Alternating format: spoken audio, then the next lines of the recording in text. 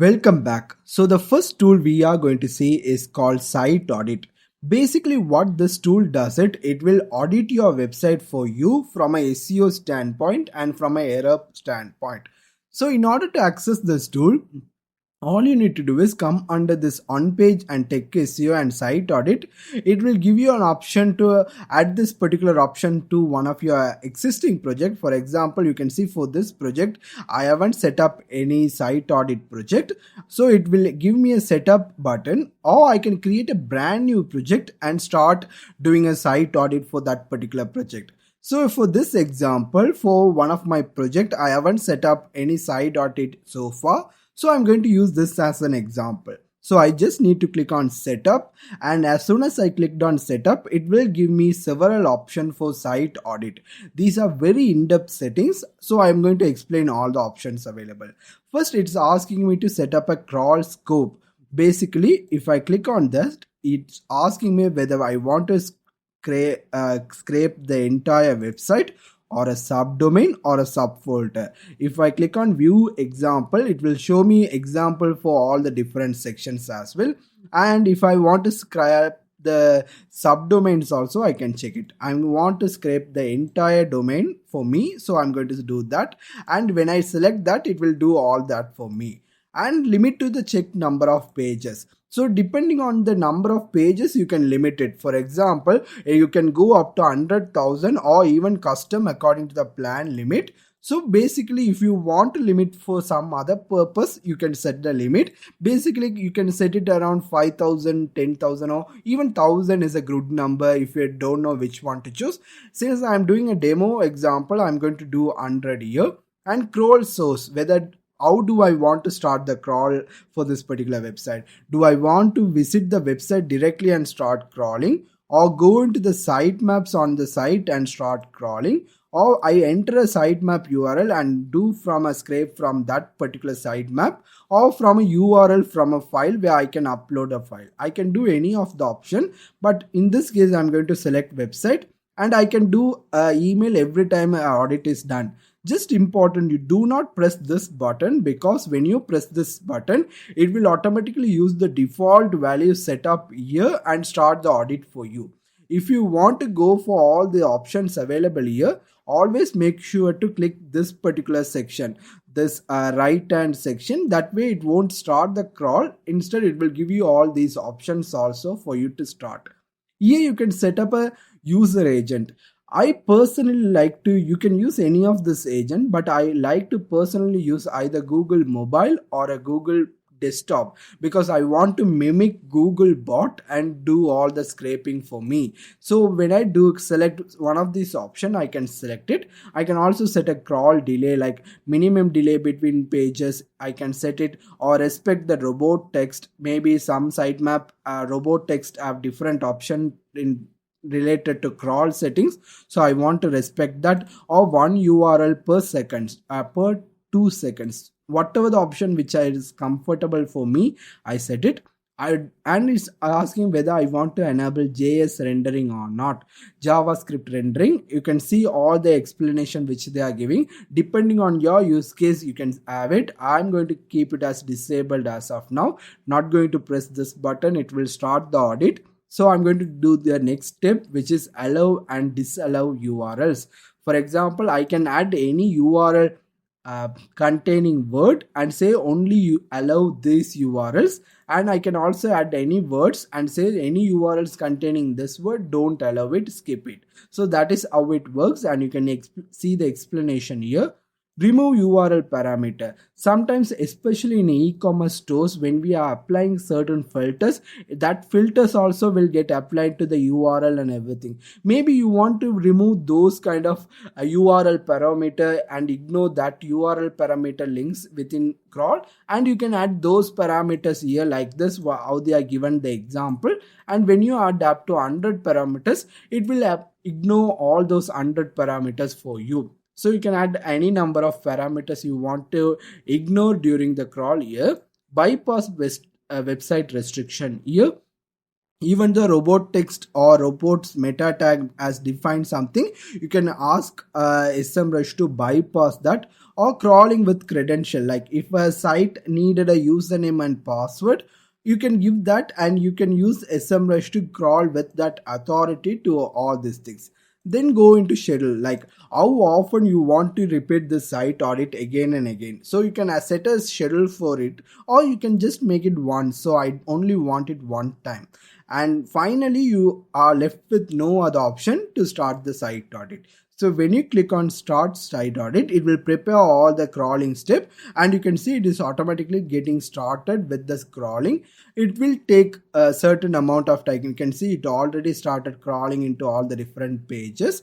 It might take around 5 to even 1 hour depending on the page size, or even more time depending on how big is your website. Let me wait until this finish for you. So now you can see the crawling has done. You can see it actually reach the limit. You can see it actually found more pages, but as soon as I click on it, it will now open a detailed site audit for my particular website. And again you can see this particular warning message saying that I have reached the limit. First thing I advise you to do is click on the help center, and SEMrush has a very good detailed information on SEO audit. They have a user manual, they have a free site audit course, they have a technical free SEO course and site migration checklist, all these things. If you are a beginner, or even if you know the site audit function but just to get more information, I highly recommend you to check it out, because they explain all the things in depth on very good level. So check out the help center. Then if you scroll down, you can see all the data I set up for this particular site audit campaign. Then I'm getting certain information also. For example, I'm getting site health, like I have a 88% site health, which top 10% website have around 92. How many errors it found, how many warnings it found, how many notices it found. We also have several tabs here. I will explain it. Basically all these summary values, when you click on it, it will go into one of this tab with more in-depth information for you. So within crawl pages, it's a 100 pages was crawled, how many was blocked, how many was redirect, how many was having an issue, how many was healthy, and how many pages was broken. And thematic reports also show me like crawlability, how good is my site. It show me 92%, https, internal linking, markup, core web vital, which is lacking on my site. I'm only having 40% ranking on that. Here also it will give me robot text updates, all these file status, and top issues summary. Like it will give me a full issues here in this tab, but here it will give me whatever the main issues it found. It will give a summary here. So I'm going to go into the issues section here, and automatically it will give me all issues, or only errors, or warnings, or notice. Basically you want to make sure to fix any errors as soon as possible.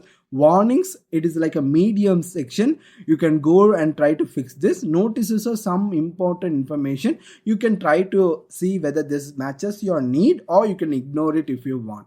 So you can see the warning, the errors first, like one page has returned a 404 error, and if you click on this particular page, it will give me that this particular page as a broken link. So it is having a 404. So I'm going to go into this particular section, and you can see it is available on fake. I forgot to add the mail to tag here. So Google is considering this as a total URL. Because of that, it is a broken URL. So what I can do is go into this web page, edit this link, and see I add a mail to link rather than making it as a URL. Once I done that, and when I rerun the scan, then that time it will automatically will fix this issue for me. So you can see I can also send to CRM, Trello, or Zapier, especially if you are working with a team, or you have a separate person, or you have a different workflow to manage all the things. You can send this as a task into different CRM, Trello, Zapier, all these things you can do it as well.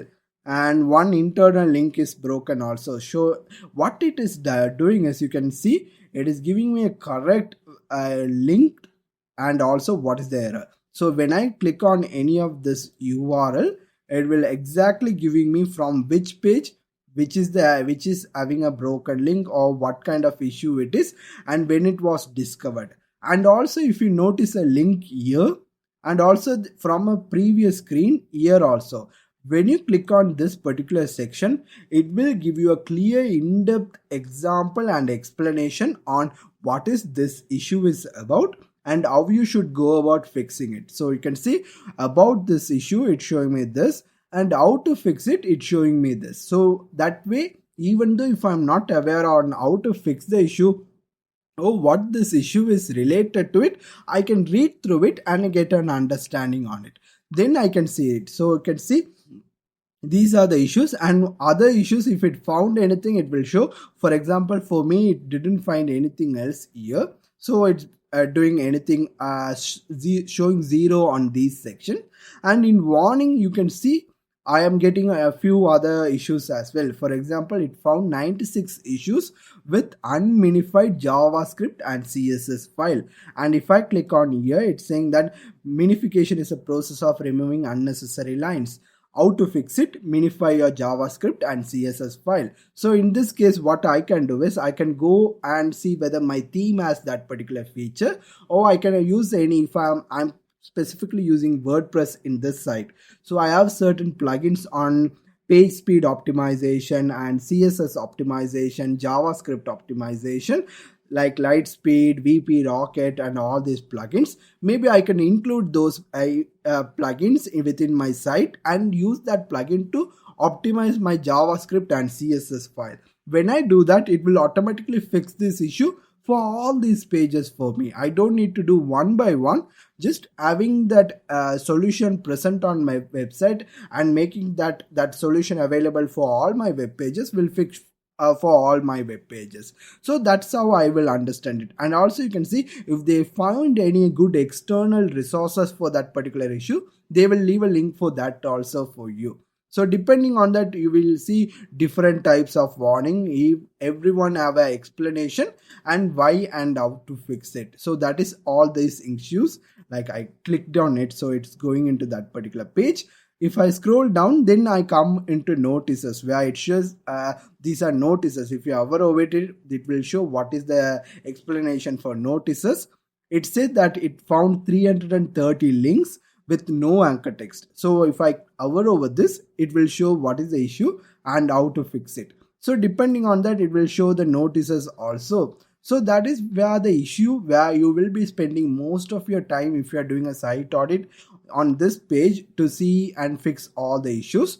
Then we can see crawl pages. Here it will give me basically a list of pages which it was able to crawl and how many unique page views if it has. For example, I can connect my Google Analytics, and when I connect it, it will show me unique page views for all this URL and crawl depth, like how many clicks it takes for the particular user bot to find this particular page. Or you always have to make sure that any pages which you are trying to rank or wanting to get more visibility, you are not far behind 3 clicks or more. You always want to make sure that is available within 3 clicks or something within your website. Issues, number of issues that particular web page has. What is the HTTP status code? You can also see the page load time, markup, structural data item, all the different structure, and you can also audit that URL. In case if you fix something, you can rerun the audit here and see it as well. You are seeing a page list section here. You can go up to 10 because I set it as 100, or you can see the site structure itself. For example, it automatically from the URLs it's crawled, it automatically shows me like this is the site structure, how the different pages are linked. So if I seeing this URL, so I have 48 URLs below that particular profile. So I can get a more structural approach to crawl pages from this location. Then we have statistic. Statistic will give you an overall data on all the important statistic related with site audit. I can see the data in a list format, or I can see the data in a graph format, whichever the one which suits me, I can see it. If I see on list, it's saying markup. only 1% of page have no markup. You can see 0, and schema markup around 4% of pages have open graph 99%, Twitter cards 99%, micro format 5%. So if I'm missing on something like micro data or even JSON LED schema, can try to include into that pages. Crawl depth 0 pages percentage have more than 3 click. I mentioned this just now, and it's making me and saying that out of all the crawl pages, how many pages were out of 3 clicks, like it takes 4 or 5 clicks. Here all the pages have just around 3 clicks. HTTP status code, all these things. And as I mentioned, when you go into Help Center and learn about site audit, all these data will make a lot more sense. I will also create a free complete site audit course where I will explain all these things and why you should fix it and how you should fix it. Since this video is not about fixing those issues, only using Semrush to do all these things, I assume that you already have a basic knowledge on all this issue, and you know Semrush provide these data to fix it. So if you're interested in learning those things, I will highly recommend you to check out my on-site site audit SEO course, which will be available for free. Let me know in the comment and I will send the link to you. Then we have compare crawls. Like if we are doing the crawl on multiple times, we can compare it. Obviously, if we see some issues, we fix some issues, we run the crawl again, that then it will show whether we are improving it or not, whether we are doing something good or we are doing something bad. It will always show me the progress on all the different general statistic, errors, warnings, and also notices. All the data will be shown for me. Then we also can see a progress rather than just comparing. It will give you a good progress on total number of issues and whether we are declining on this, whether we are increasing on it. We can add a note on a certain date on saying that I particularly fixed this stuff or I made changes to this. So we have a track record of what we are doing, all this data here. And also you can see it's currently giving me the chart on total issues. I can select other criteria also and it will give me the data on that statistic as a progress as well. I'm only seeing one data here because I just started this campaign right now, but if I am running this campaign for a longer time and I'm doing a recrawl every week or so, then all that data will be available in a nice line graph which you can check it out to learn more and see how you are progressing. Finally, JavaScript impact, which is not available on my plan, but basically it helps you to check how JavaScript affects your ranking, investigating the main impact of JavaScript rendering and all how JavaScript is using to influence your SEO audit or how ranking is affecting. So those are the options available within Semrush under site audit to audit your website for errors related to errors on your website and